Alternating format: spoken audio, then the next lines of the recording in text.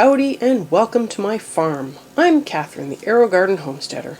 So in case you're wondering, this is posted on April 1st.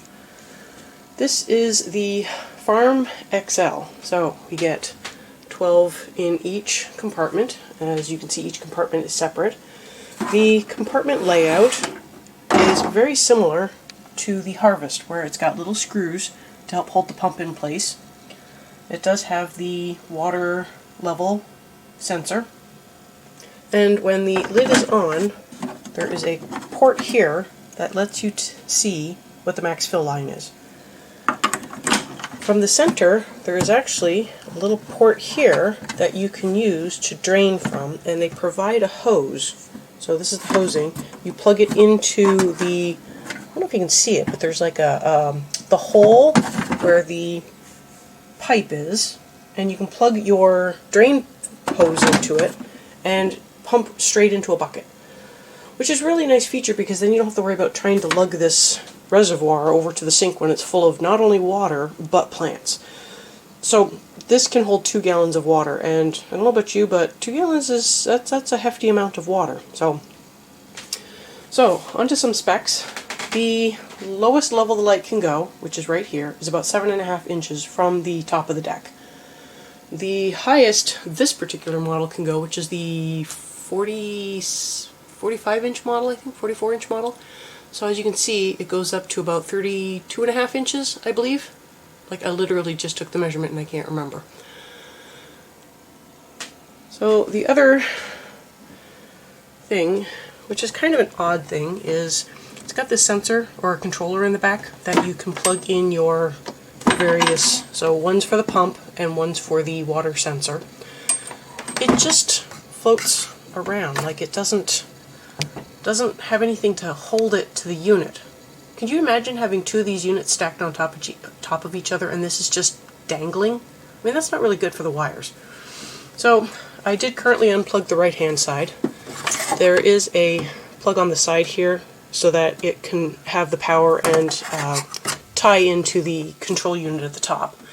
I don't currently have that plugged in just because we don't have any water in it, so I don't want to have the pump running. This is the trellising. So it does come with one piece of trellis, one for each side. It's a full piece, but it just hooks on with magnets. Now this light's really bright, so I'm probably kind of washed out a little bit, but here. So I'll show you over here. This is the other side of it. So there's a magnet here on this inside part that clips onto the top there, and then it has these pieces, which I don't know if you can see this. Let's see if I can get this. So on the side there is a slot. You turn it. So there's the slot, and when I push the button in, it opens it up, and then you can put in the metal from your trellis, and it will just clip onto it. So you can see it clips onto it. So I get 3 side pieces and then a front and back piece. Now this was fairly easy to put together, but there was a tricky part, and I'll show you that in a minute. But the unit goes on the top, so you put the top unit on the floor upside down and you tie the legs into it. So there's really easy to see, there's some screws right here. Well, the other screws were really hard to figure out where to go because they're in the compartment. So you've got like a little compartment here. Well, when it's upside down, it's hard to figure it out. So these are the accessories that come with this unit, and the accessories I have on the table are from the other unit. But as you can see, there is your other screws. It's in the compartment. And this lid will pop off if you need to get it out of the way. It's just got a simple little clip there. But there's slots here to help you screw those in, so you can reach into the compartment and get the screw in, and then you can put the Allen key in through the slots to tighten it up. And then it's just a simple matter of plugging in the lights and getting all those in place. The only really difficult part was actually putting these cross members on. The legs kind of, well, they were tight. I don't know how to describe it, but they were too close to each other, so you had to kind of pry the 2 legs apart in order to get these to fit between them. And then this just slots on. The other difficult thing was getting these lights on. It's not hard to do, but if you're trying to do it by yourself and you're supporting the light with one hand, you got to pull out these rubber plugs with another hand and then get the wire piece in to the slot and then try to get the rubber plug back in. It was a little bit of a challenge. I would actually suggest either having someone help you, so one person holds the light and someone uses two hands to put all the plugs and rubber pins in, or take all the plugs out first. And if you can hold them all in one hand, do that. But you can slot the pins in and put the plug in for 3 of the 4 pretty easily. But once you got that 4th one in, once you're left with that 4th one, you just have to use 2 hands at that point. So you're kind of, holding the light with like the bottom finger, trying to hold this in place while slotting in the... It's a little difficult. It's a bit of a challenge to do by yourself. So this is it. It was, like I said, it was fairly easy to get together, but, the putting these cross members in it was a bit of a challenge. Now, take note that when you're looking at it, the right is on the right side, the left is on the left side, which is sort of opposite to what a lot of people in manufacturing assume. So, just FYI. Now, another thing to note is for the deck, it has the same pin system as the other ones, so you can pop the top deck off to clean underneath. So there's one in the middle here, and then there's some that go all the way around. It doesn't look like it's going to be that easy to get off because there's nothing to push the deck up with. There's no way to, so I think that's going to be a challenge to get that off. But other than that, everything went together pretty well. It looks pretty good. The concern obviously is the spacing of the holes. They are close. So this is obviously not going to hold 12 full-sized big plants. Because if you're buying a unit this big, are you really going to put in like a couple of little herbs, So this is not going to hold 12, but we'll see. It would probably be good to get the seed starting one, because then you could just start a whole ton of seeds for outdoor gardening. I could certainly also see pairing this up with one of the small farms, place it on top, because when this is on the floor, it's only about chest high, not even. It's 4 feet off the ground, so. Okay, I'm going to show you what the display looks like. It's all touchscreen, and walk it through with you a little bit so you can see what's offered there.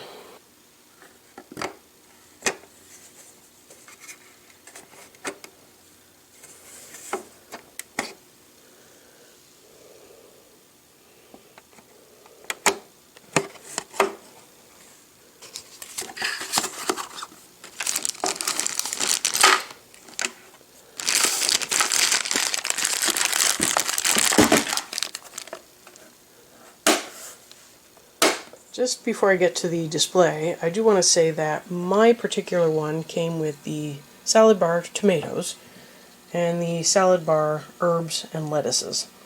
Plus, I also got, obviously it comes with an Allen key or an Allen wrench to put it together. It comes with 2 extra rubber plugs, 2 extra washers, and 2 extra screws. Plus, these are the twist ties that were from the wiring. Plus, it comes with, obviously, assembly instructions, and it comes with a quick grow guide, which I apparently just chucked it out without even looking at it. So, just so you can see, we've got chives, dill, basil, and then black-seeded Simpson, the deer tongue, red sails, marbled of 4 seasons, rouge vert, and Paris Island for the lettuces. And then over here in the tomatoes, we literally just get 2 kinds. You get the red heirloom and the golden harvest, which ought to be fun. So, and as you can see, mine already expired. I literally just got this in January, and it expired in January, so that ought to be fun. Okay, so something I forgot to mention, like the other units, this does have the 60-watt lights. Actually, I'll try to show you the lights. It's going to get all washed out, but it comes with, it looks like a pretty even selection of red and white, and then there's a few blue ones mixed in there, so.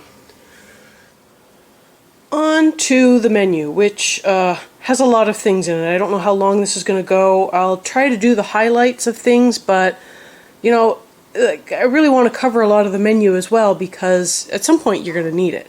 So if you're completely unfamiliar with any Aerogarden menu, it does give you how much water it's got and when to add plant food. I do not have this side plugged in, so don't worry about it.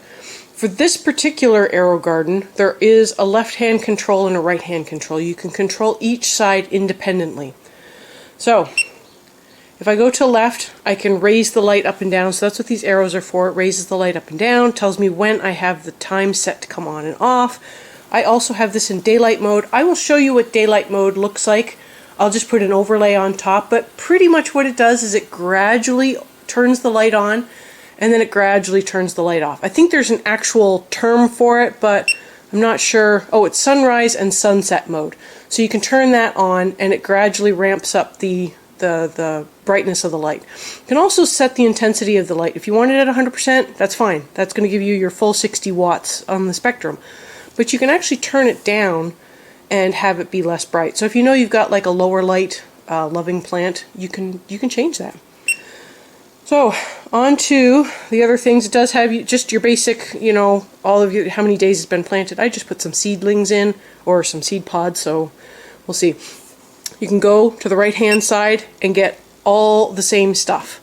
On top of that, if you go to more options, you can change your clock, change your lights, say you put plant food in, or change the number of days of when you want to put plant food in. So if you have a heavy feeder and you realize that, you know, hey, if I feed every 10 days, the plant does better, you can change that and it'll just tell you when to do it. You've also got, you can change your pump setting, so you can say, well, you can do a test pump, but you can also say, hey, I want it to come on for only 1 minute every 20 minutes, for example, or say I want to do 10 minutes every hour. So you can change that. You can change, so if I wanted to put in a new planting, a new garden, I think this is what the quick plant is. It just tells you, you know, it's the quick way to get the garden started. There is Wi-Fi, so if you hook it up to Wi-Fi, you can do some basic controls in the app. So if you're away from home, you can tie into it, I think. From what I understand, reading the reviews on the app is not all that great. So, you know, do what you will with that. If you have used the app, please let me know. I'm actually really curious. I'm thinking of getting the app just to see how crappy it is, but, you know, I don't need another thing on my phone. So you can have vacation mode, which does fewer light cycles. It's not fewer light cycles, but it puts the light on for less.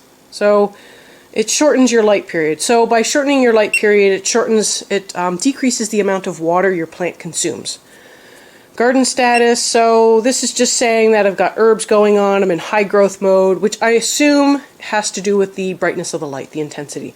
I have the light set on for custom hours because this is in an open area where at night we have someone sleeping in this room, unfortunately, and so we need to turn it off at 7 o'clock.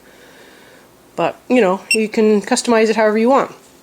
Audio alerts, if you want to have it pop up an alert, mine are off because I absolutely hate audio alerts. I have one Aerogarden that does audio alerts and it drives me nuts because I can't turn it off. This, you can have it beep if you're low on water, low on food, time to feed, any of those things. It'll tell you what's going on. And you can have it start and stop at a certain time. So if you don't want it beeping during your bedtime, you can change that. Finally, drain the garden. So, remember I was mentioning that there is a spot to put your hose in. You can plug it in directly to the pump and you can pump out the water. So you pause your pump because you cannot open the little rubber tab while the pump is running. Trust me on this one. Water will spit out. So you pause your pump, you pull the drain plug, you insert your hose, you put it in a bucket, make sure it's in something, and it's attached to the bucket. The last thing you want to do is put your hose in a bucket, start pumping, and the hose just goes flying. I don't think there's going to be that much pressure on it, but you know what? We don't need to make a mess. Then you start it. When you hear the pump running dry, it'll sound different. It'll start like gurgling, and it does sound different.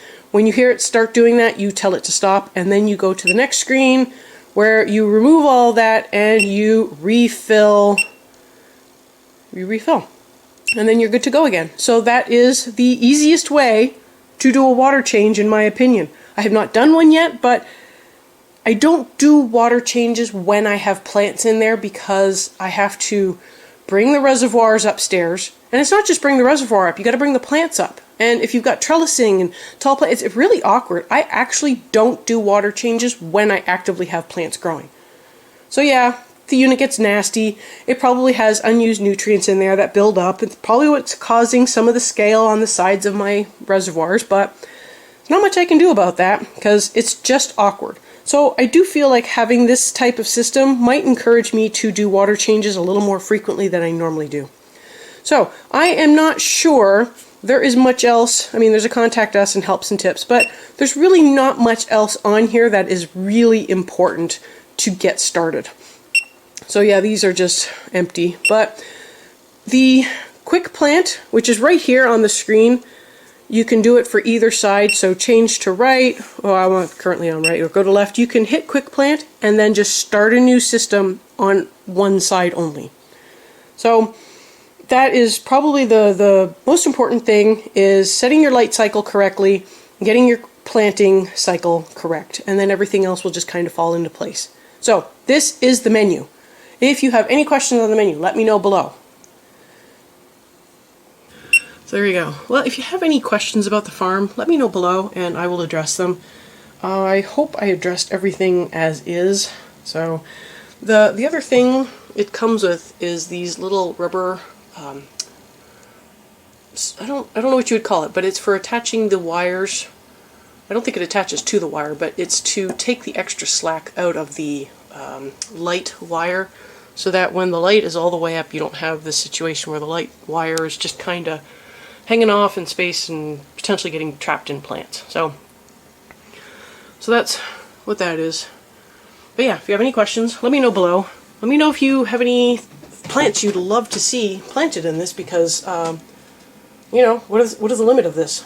Could I fill up every pod with, say, peas or green beans and not overcrowd it? You know, that's a valid question, something to look into.